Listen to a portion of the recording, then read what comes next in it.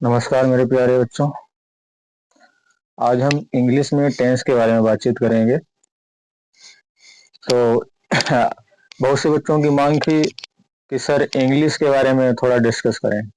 तो आज हमने जो है टाइम निकाला है। कल 26 जनवरी और 25 जनवरी को आज हमने ये टाइम निकाला है कि चलो एक इंग्लिश का जो है लेक्चर लिया जाए। ठीक है, तो इसमें इंग्लिश में टेंस के बारे में बातचीत करेंगे हम लोग।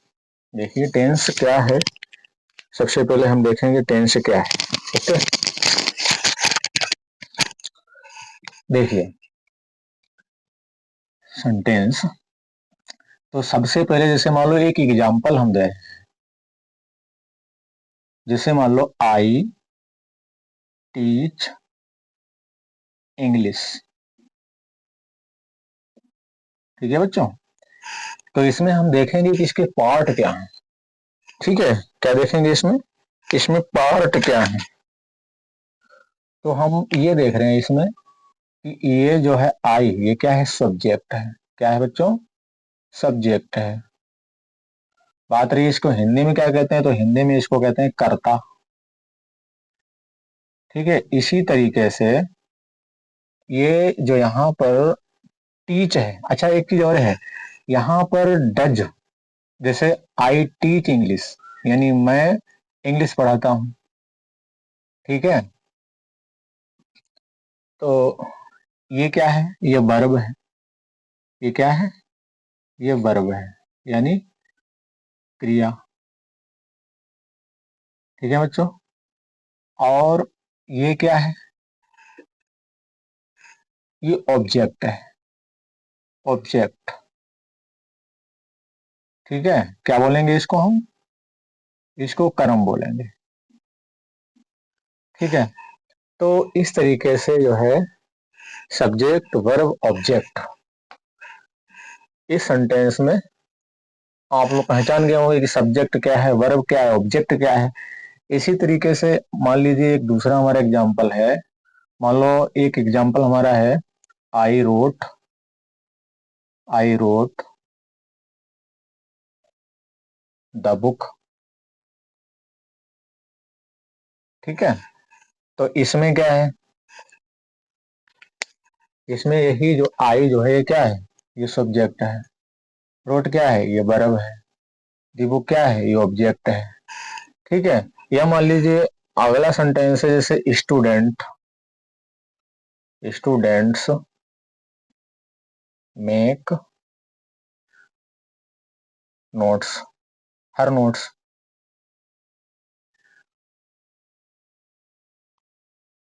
या मेक नोट्स। समझ में आया। तो ये क्या है, ये स्टूडेंट क्या है, ये करता है, ये वर्ब है, और ये ऑब्जेक्ट है। समझ में आया।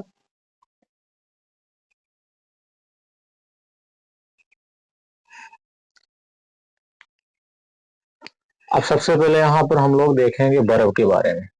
ठीक है, यानी वर्ब के प्रकार के बारे में अध्ययन करेंगे। देखो बच्चों, अगर ये वीडियो आपको समझ में आया है तो इसको लाइक करो और शेयर करो।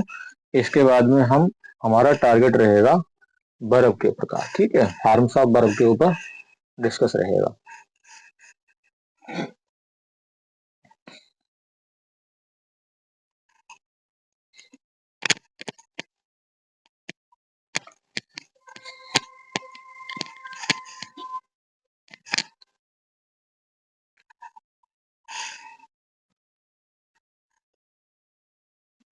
Forms of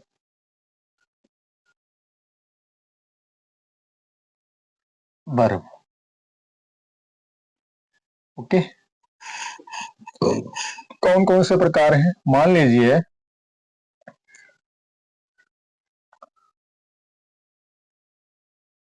verb base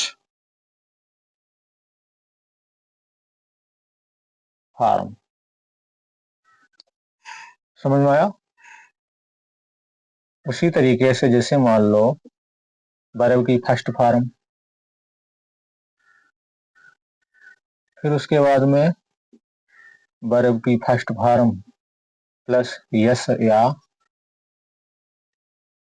ES. उसी तरीके से मान लो वर्ब की सेकेंड फॉर्म, उसी तरीके से मान लो वर्ब की फर्स्ट फॉर्म और प्लस इंग।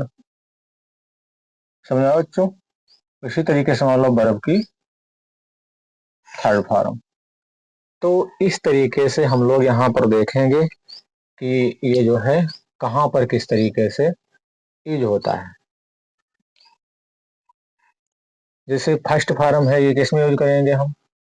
प्रेजेंट में यूज करेंगे, ज्यादातर प्रेजेंट में यूज करेंगे। समझ में आया बच्चों?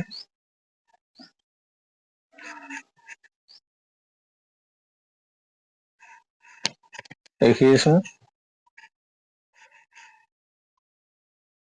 अब जैसे मान लो कौन कौन सी फॉर्म होती हैं, जैसे विद, किसके साथ, किसके साथ हम यूज कर सकते हैं? जैसे आई है, बी है, दे है, यू है। इस तरीके से प्लूरल। समझ में आया? और यहाँ पर जो वर्ब बेस फॉर्म है, तो यहाँ पर क्या प्यूरेस्ट फॉर्म के रूप में यूज करेंगे, प्यूरेस्ट। बात समझ में आई? इसी तरीके से हमारा जो वर्ब की फर्स्ट फॉर्म है, ये किस में यूज करेंगे? जैसे प्रेजेंट फॉर्म, प्रेजेंट फॉर्म जैसे किस में, किसके साथ? विद,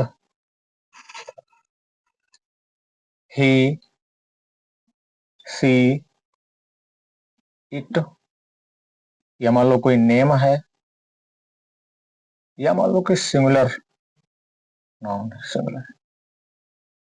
समझ में आया?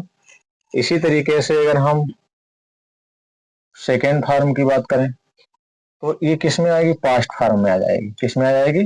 पास्ट फॉर्म में आ जाएगी। या मान लो फर्स्ट फॉर्म के साथ इंग फॉर्म है, तो इसमें करेंगे कंटिन्यूअस फॉर्म हो जाएगी। इसमें कंटी, ये किस में हो जाएगी? कंटिन्यूअस फॉर्म में हो जाएगी। वो क्या नाम, वर्ब फॉर्म, ये प्लूरल फॉर्म में आ जाएगी, और ये वाली किस में? कंटिन्यूअस फॉर्म में आ जाएगी। ठीक है। और बात करें इसकी, वर्ब थर्ड की, तो ये परफेक्ट फॉर्म में होती है। ठीक है, ये किस में होगी? परफेक्ट फॉर्म में होगी। ठीक है बच्चों, ये जो वर्ब की जो फॉर्म्स हैं आप लोग समझ गए होंगे। फिर से समझना चाहो तो फिर से आप लोग समझ सकते हैं। जैसे वर्ब की जो फॉर्म्स है, जैसे मान लो वर्ब बेस फॉर्म है तो प्रेजेंट फॉर्म में, और जैसे मान लो फर्स्ट फॉर्म है तो प्रेजेंट फॉर्म में जैसे किसके साथ? आई है, बी है, दे है, यू है, ये प्लूरल। ठीक है। और उसके बाद में जो वर्ब, जो वर्ब फर्स्ट फॉर्म है उसके साथ अगर यस या यस जोड़ेंगे तो प्रेजेंट फॉर्म में यूज करेंगे, लेकिन किसके साथ? With, he, she, it, name या सिंगुलर नाउन, जितने भी सिंगुलर नाउन होते हैं। ठीक है। और जो वर्ब सेकंड होती है वो पास्ट फॉर्म के साथ यूज करेंगे। अब वर्ब फर्स्ट है और उसके साथ इंग लगा हुआ है तो कंटिन्यूअस फॉर्म में, जैसे रहा है, रही है इत्यादि। ठीक है। वर्ब की जो थर्ड फॉर्म है वो परफेक्ट फॉर्म में यूज करेंगे। आप लोगों को समझ में आ गया होगा? ठीक है, समझ में आ गया तो आप लोग जो है इसका स्क्रीनशॉट ले लीजिए। ठीक है, आगे हम देखेंगे टेंस के बारे में। तो सभी बच्चों को समझ में आ गया है? इसका स्क्रीनशॉट ले लिया होगा आप लोगों ने।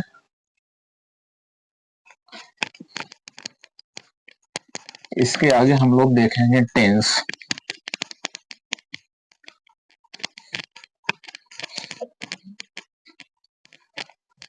देखिए बच्चों, टेंस के बारे में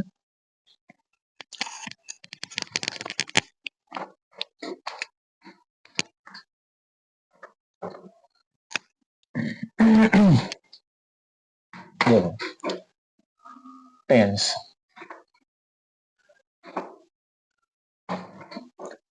बात करें टेंस कितने प्रकार के होते हैं। यहाँ पर जो है टेंस साधारण तौर पर देखिए कौन कौन से हैं, ध्यान दीजिए। जैसे मान लीजिए प्रेजेंट टेंस है, क्या है? प्रेजेंट टेंस है। ठीक है। और उसी तरीके से मान लो क्या है, पास्ट टेंस है, पास्ट टेंस, और उसके बाद में फ्यूचर टेंस, फ्यूचर टेंस। ठीक है, और इनके भी प्रकार होते हैं। अब देखो मुख्य रूप से अगर देखा जाए तो यहाँ पर देखो 3 प्रकार के टेंस दिए गए हैं, present tense, past tense, future tense. अब इसके भी कई प्रकार होते हैं, यहाँ पर इन तीनों के प्रकार हम देखेंगे, इन तीनों के प्रकार देखेंगे। बात समझ में आया? ठीक है, इनके भी इस तरीके से हम लिख सकते हैं ऐसे करके। तो इनके अब भाग देखेंगे हम। ठीक है, अब जैसे मतलब सिंपल है, सिंपल इंडेफिनिट टेंस। ओके बच्चों, और इस तरीके से हम बना लेते हैं continuous tense,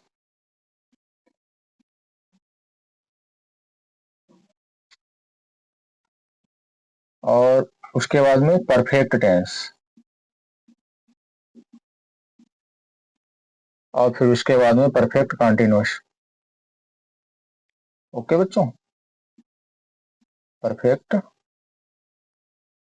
continuous.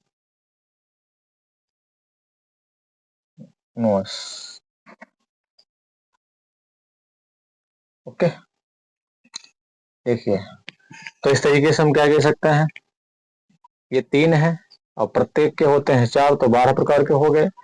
Present simple indefinite, past continuous मतलब present indefinite, present continuous, present perfect continuous. इस तरीके से पास्ट, यहाँ पर इसको इस तरीके से कर सकते हैं, पास्ट सिंपल या indefinite, past continuous, past perfect और पास्ट परफेक्ट कंटिन्यूअस। ठीक है, इसी तरीके से फ्यूचर सिंपल या indefinite, future continuous, future perfect और फ्यूचर परफेक्ट कंटिन्यूअस टेंस। तो आप लोगों को समझ में आ गया होगा कि टेंस जो है यहाँ पर 12 प्रकार के हम लोग सीखेंगे सिंपल तौर पर। ठीक है, आप लोग इसका स्क्रीनशॉट ले सकते हैं। हम लोग इसकी बात करेंगे, सिंपल इंडेफिनिट टेंस की बात करेंगे, सिंपल प्रेजेंट टेंस की बात करेंगे हम लोग। ठीक है, आप लोगों ने स्क्रीनशॉट ले लिया होगा इसका।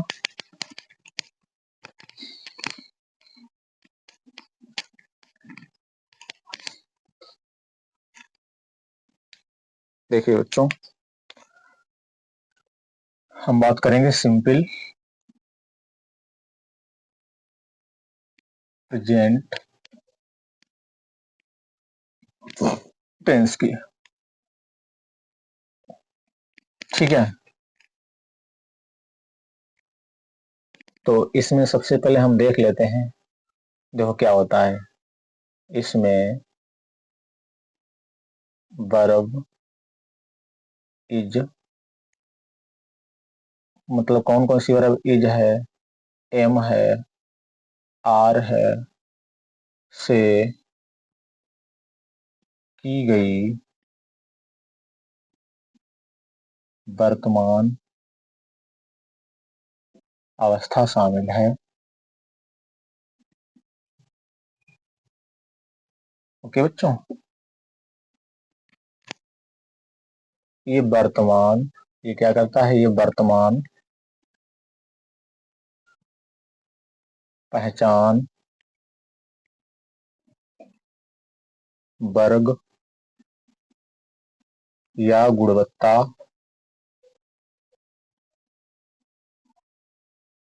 का वर्णन करता है, का वर्णन करता है। ठीक है, इसमें क्या है, वर्ब इज एम आर से की गई वर्तमान अवस्था शामिल है, और ये वर्तमान पहचान वर्ग या गुणवत्ता का वर्णन करता है। समझ में आया? जैसे मान लीजिए हम एक एग्जांपल यहाँ पर दें। ठीक है, देखिए एक एग्जांपल यहाँ पर हम दें अगर, देखिए इस तरीके से मान लीजिए एक एग्जांपल हमारा है, आई एम ए टीचर। समझ में आया? आई एम ए टीचर, ये क्या है, सिंपल प्रेजेंट टेंस है, मैं एक अध्यापक हूँ। अब जैसे मान लो दूसरा इसका example, she is not my aunt, ठीक, वो मेरी चाची नहीं है। या आर यू इन दिल्ली, समझ में आया बच्चों? तो इस प्रकार के वाक्य कैसे हैं, ये सिंपल प्रेजेंट टेंस में आते हैं। ठीक है बच्चों, आप लोगों को समझ में आया है? इसका स्क्रीनशॉट लेते चलें। इसको देखिए, वीडियो मतलब लेक्चर के साथ कलम और नोट जरूर रखिए। ओके, ठीक है, आप लोगों को समझ में आया होगा। और यहाँ पर हम देखेंगे स्ट्रक्चर, ठीक है, जो यहाँ पर सेंटेंस है उसका स्ट्रक्चर हम लोग देखेंगे।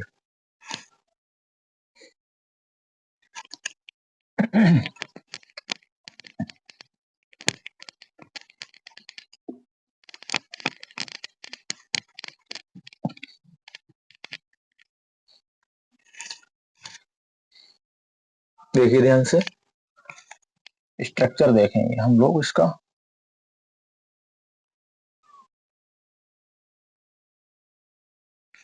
जिससे मान लीजिए बात करें पॉजिटिव सेंटेंस की, किस सेंटेंस की बात करें? पॉजिटिव सेंटेंस की। पॉजिटिव सेंटेंस, ठीक है, इसको हिंदी में क्या कहेंगे? सकारात्मक वाक्य। सकारात्मक वाक्य। देखिए तो ये क्या है, इसमें क्या होगा? इसमें हमारा होगा सब्जेक्ट, ठीक है बच्चों, सब्जेक्ट होगा प्लस वर्ब की फर्स्ट फॉर्म होगी प्लस ऑब्जेक्ट होगा। ठीक है बच्चों, अब यहां पर हम लोग ये देखेंगे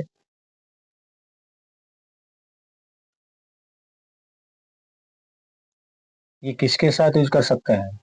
अभी हमने आप लोगों को बताया, ये भी चीज आप लोग लिख सकते हैं। अगर सब्जेक्ट कैसा हो, अगर सब्जेक्ट क्या हो, जैसे आई है, बी है, दे है, यू है, या मान लो प्लूरल नाउन, ठीक है, प्लूरल नाउन, तो उसके साथ ही हमारा स्ट्रक्चर रहेगा। ठीक है, उसके साथ हमारा कौन सा स्ट्रक्चर रहेगा? ये वाला रहेगा। दूसरी प्रकार से अगर हमारा निगेटिव है, ठीक है, अब हम निगेटिव भी देख लेते हैं। कौन सा? निगेटिव। निगेटिव सेंटेंस, इसे हम क्या बोलेंगे? नकारात्मक वाक्य। नकारात्मक वाक्य, ठीक है बच्चों। तो इसमें हमारा स्ट्रक्चर क्या रहेगा? तो इसमें हमारा स्ट्रक्चर क्या रहेगा, इसको भी ध्यान से देखिए। देखो, सब्जेक्ट, ठीक है, सब्जेक्ट रहेगा डू नॉट। ये डू नॉट इस तरीके से भी लिख सकते हैं हम। Okay, plus verb first plus object, plus object. समझ में आया है सभी लोगों के? आप लोगों को समझ में आया होगा। देखिए यहाँ पर जो स्ट्रक्चर बताया गया है, जैसे पहला तो है हमारा पॉजिटिव सेंटेंस, तो उसका हम लोगों ने समझ लिया है क्या है पॉजिटिव सेंटेंस में। देखिए ध्यान से, कह रहा है कि subject plus verb first plus object, यानी इसमें जो है अगर सब्जेक्ट फर्स्ट फॉर्म है, बी, दे, यू या प्लूरल जो भी हो, तो उसका स्ट्रक्चर हमारा रहेगा subject plus verb first form object रहेगा। और मान लीजिए हमारा सेंटेंस निगेटिव सेंटेंस है, नकारात्मक वाक्य है, तो हमारा क्या रहेगा? सब्जेक्ट प्लस डू नॉट और प्लस वर्ब की फर्स्ट फॉर्म प्लस ऑब्जेक्ट रहेगा। ठीक है, आप लोगों को समझ में आया होगा। इसी तरीके से हमारा दूसरा जो सेंटेंस है स्ट्रक्चर वाला, तो इसमें कौन सा रहेगा? ये वाले देख लीजिए, इंटरोगेटिव सेंटेंस, ठीक है, interrogative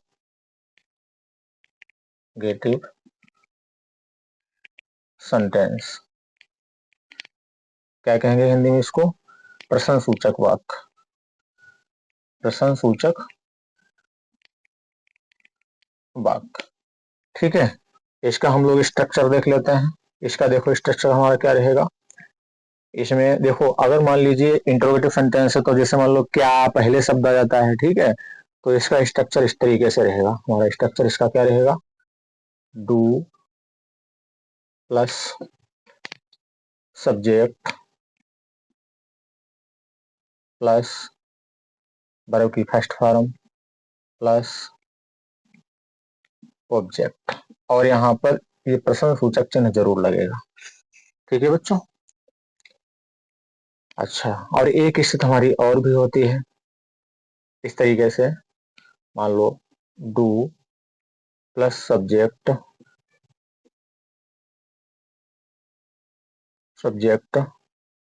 plus not plus verb की first form plus object.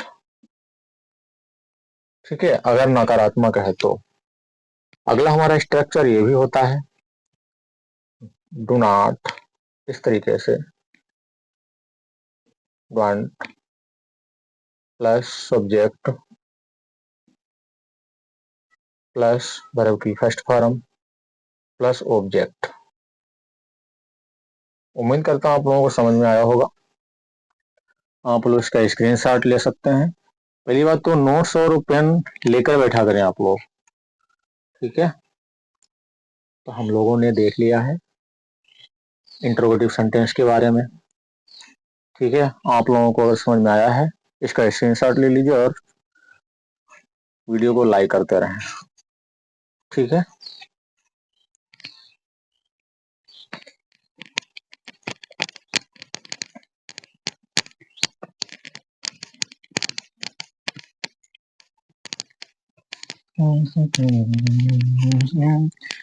Sentence अगर समझ में आ गया, उसका स्ट्रक्चर समझ में आ गया तो बहुत ही बेहतर आप लोगों की ग्रामर हो जाएगी। और आप लोग स्टोरी वगैरह जो भी मतलब प्रश्न वगैरह, देखो बिना ग्रामर और बिना टेंस के इंग्लिश अधूरी है। प्रश्न उत्तर तो फिर रटने के बराबर हो जाएंगे। अगर आपको ग्रामर नहीं आती, मीनिंग नहीं आते हैं, टेंस नहीं आते हैं, तो जो प्रश्न आंसर मतलब जो क्वेश्चन आंसर है इनको आप रटेंगे और भूल जाएंगे। ठीक है, तो हम लोगों ने जो है इंट्रोगेटिव सेंटेंस तक देख लिया, उसके बाद में हम लोग देखेंगे पॉजिटिव सेंटेंस। ओके, समझ में आया है? कौन से सेंटेंस देखेंगे? एक अगला हमारा स्ट्रक्चर रहेगा, देखिए इस तरीके से। पॉजिटिव सेंटेंस के लिए देखते हैं, पॉजिटिव सेंटेंस सकारात्मक वाक्य के लिए।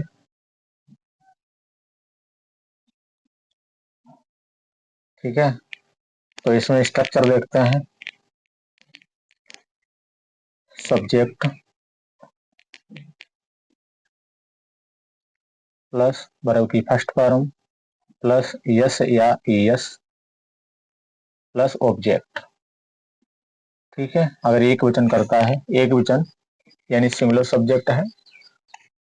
ओके, अब मान लीजिए यहाँ पर हमारे क्या होना चाहिए, यहाँ पर ये ब्रैकेट में लिख देते हैं, अगर सब्जेक्ट कैसा हो, सब्जेक्ट ही सी इट या नेम या फिर सिंगुलर हो,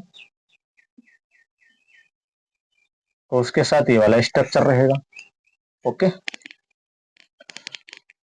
ठीक इसी तरीके से मतलब सिंगुलर के लिए, मतलब इन सब्जेक्टों के लिए। और इसी तरीके से हमारा जो मान लो नेगेटिव सेंटेंस है, नेगेटिव नेगेटिव सेंटेंस देख लेते हैं।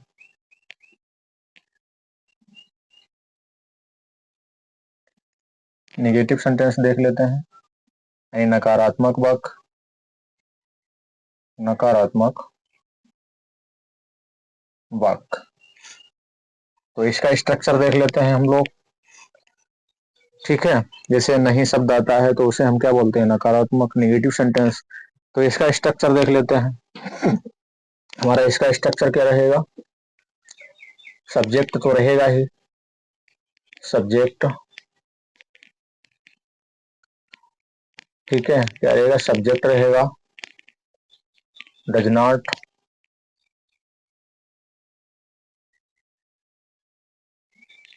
प्लस वर्ब की फर्स्ट फॉर्म प्लस ऑब्जेक्ट, समझ में आया। और अगर इंटरोगेटिव की बात करें, अगर हम लोग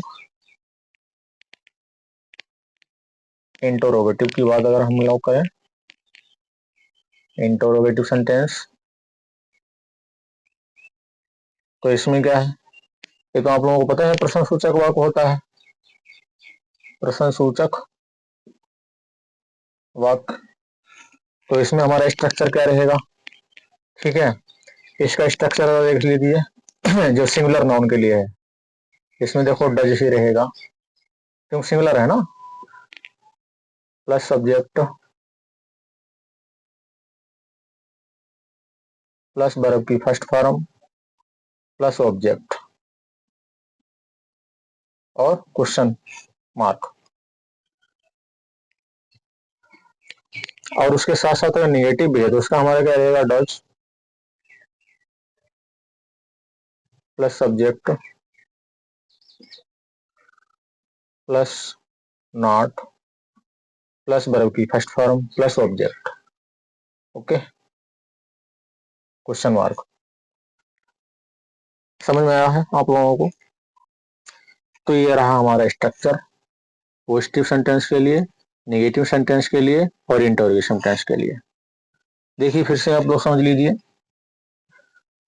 अगर सिंगुलर नाउन है, देखो यहाँ पर क्या है, अगर subject he see it name जो भी नाम हो कोई या सिंगुलर है, तो उसमें हमारा स्ट्रक्चर क्या रहेगा, सब्जेक्ट प्लस वर्ब की फर्स्ट फॉर्म प्लस यस या एस प्लस ऑब्जेक्ट, ओके। और इसी तरीके से नेगेटिव सेंटेंस अगर है यानी नकारात्मक वाक्य है, तो subject plus does not plus verb की फर्स्ट फॉर्म प्लस ऑब्जेक्ट। और अगर इंटरोगेटिव सेंटेंस है यानी प्रश्न सूचक वाक्य है, तो इसमें does plus subject plus verb की फर्स्ट फॉर्म प्लस ऑब्जेक्ट रहेगा। और साथ साथ में निगेटिव भी है तो does plus subject plus not plus verb की first form plus object, okay. उम्मीद करता हूँ आप लोगों को समझ में आया होगा। समझ में आया है तो इसको स्क्रीनशॉट ले लीजिए।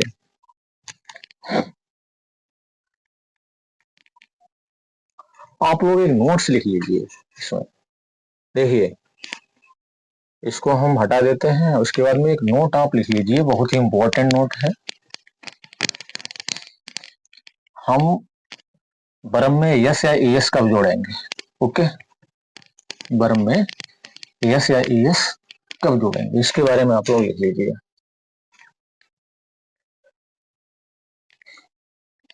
तो ये नोट हमारा लिख लीजिए कि क्या कह रहा है कि वर्ब की जो फर्स्ट फॉर्म होती है उसके साथ ईएस कब लगता है, ईएस कब लगता है, कब लगता है, जब verb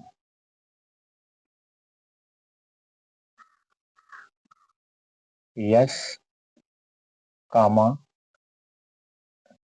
double yes, double yes कामा सी एच कामा एस एच कामा जेड कामा यक्स और ओ में खत्म हो, और ओ में खत्म हो, ठीक है। ये हमारा जबरदस्त नोट्स आप लोग नोट कर लीजिए, क्योंकि हम लोगों को वर्ब की फर्स्ट फॉर्म में यस या एस लगाते समय कंफ्यूज में हो जाते हैं कि किसके साथ एस लगाएं, ठीक है। तो हमारे ये नोट्स आप लोग नोट कर लीजिए कि जब वर्ब यस या डबल एस या सी एच या एस एच या जेड या एक्स या ओ में खत्म, ओके।